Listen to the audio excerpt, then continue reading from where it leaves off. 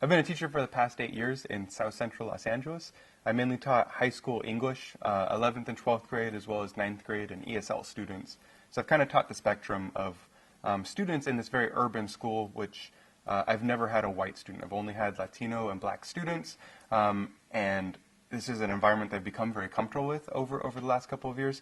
But it's also an environment that's dealt with extreme challenges in terms of the policies, in terms of administration. I've had 8 principals in 8 years, right? So these are some of the challenges that I've been dealing with, and trying to figure out the spaces to, really empower the students I'm working with to get them engaged in their community and get them to, be prepared for college, be prepared to be a part of South Central and improve the spaces around them. One of the biggest things I realized about the ways kids use mobile devices at school is it's big shock, but it's the opposite of what adults expect, right? So the adult teacher policy tends to be, hey, if you have a phone, don't use it during class time. This is my class time, right? They tend to own it as individuals. I want you to use your phones at lunch. You can use them after school. You can use them in the passing periods, but not during the hour of my class time, right? Which isn't how adults function at all, right? If I'm sitting in a meeting, right, I'm going to regularly, well, not regularly, it depends on if the boss is looking at me, right? But if I'm sitting in a meeting, I'm going to check my phone every once in a while. I might text back really quickly with a response, or I'll have something in the back of my mind and know, oh, I need to call so-and-so afterwards, or I've got to do this thing. And my phone is regularly allowing me to check in with the social world, right? There's this fluidity between the social and the academic, like the classroom space or the meeting space. But for students, they're not supposed to be able to do that. You're supposed to be in one context or the other, which isn't how the world works. And so students told me that the times they don't want to use their mobile devices are exactly the times they're allowed to. They don't want to use their mobile devices at lunch. They don't want to use them at the passing periods. They don't want to use them after school, because those are the times they can actually talk to real human beings, right? Why are they going to stare at the screen when they can stare at the person who they would communicate with on the screen, right? So what I found was these mobile devices are facilitating that social time when they're interacting with people in the real world, right? And in doing that, it's something that needs to be able to be mediated in my classroom. So when I thought about what this means for my own practice as a teacher, what it means is I need to figure out spaces for my classroom to be both academic and social, which seems like taking a step back and saying, hey, you should all text your friends right now. That's not what happened, right? But it meant, recognizing the space that students felt is important to them socially, and that as adults, I know, as an adult myself, I know is important to me socially, right? And figuring out how do I balance that with balancing what I expect to happen in a ninth grade English classroom. So the first thing I did, even before I started using phones in my classroom, although this was a good gateway into doing that, is I co-created an alternate reality game called the Black Cloud game, where the students were storytelling and role-playing.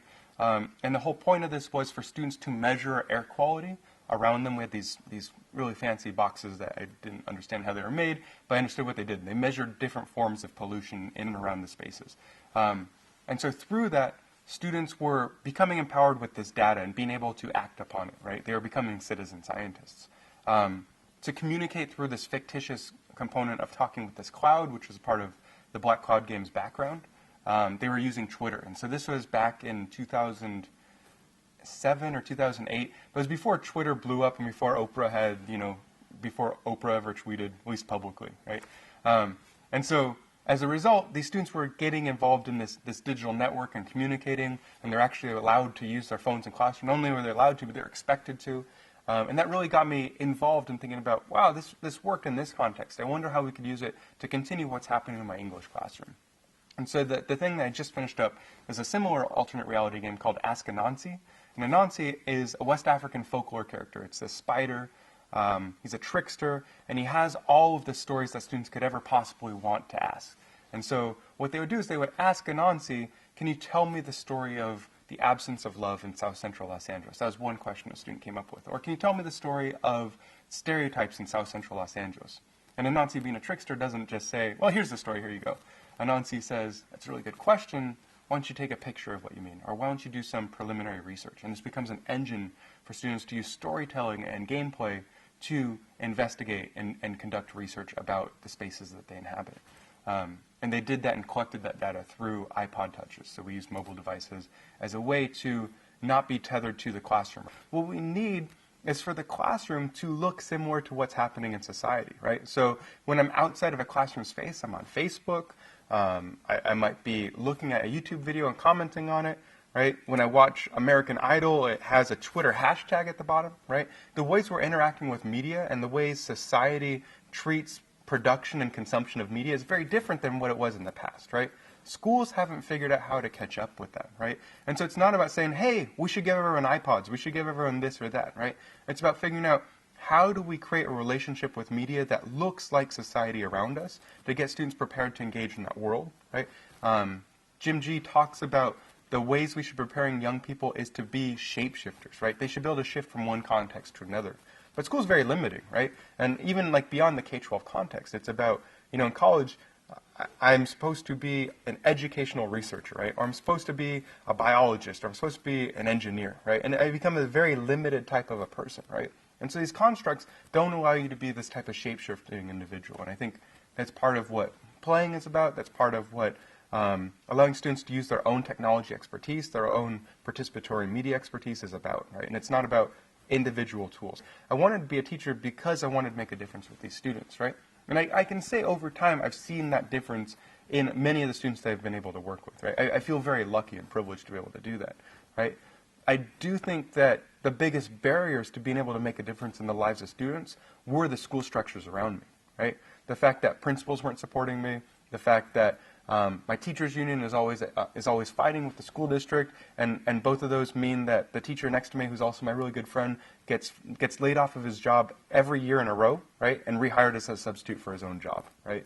I think these are structures that create imbalance, create chaos, right? And those are things that I become very pessimistic and dejected about, right? But I am optimistic about the opportunities of students because they're super smart, right? These kids are way smarter than me, right? And they've had way worse opportunities than I have growing up, right? And I think if those students had been given consistent educational opportunities from teachers who are prepared to work with them, right, it would transform this world in a heartbeat, right? But in order to do that, we need to have structures in place to allow teachers to be able to think about contemporary pedagogy, right?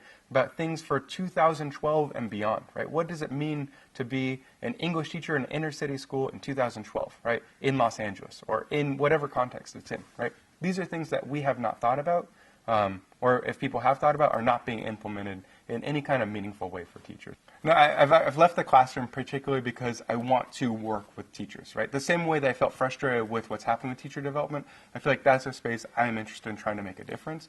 And so I'm now an English professor at Colorado State University. And so it's been a very big adjustment thinking about leaving urban Los Angeles and moving to Fort Collins, Colorado, and trying to understand the challenges there. There's an interesting educational space, and I'm still very much trying to learn what it is right now.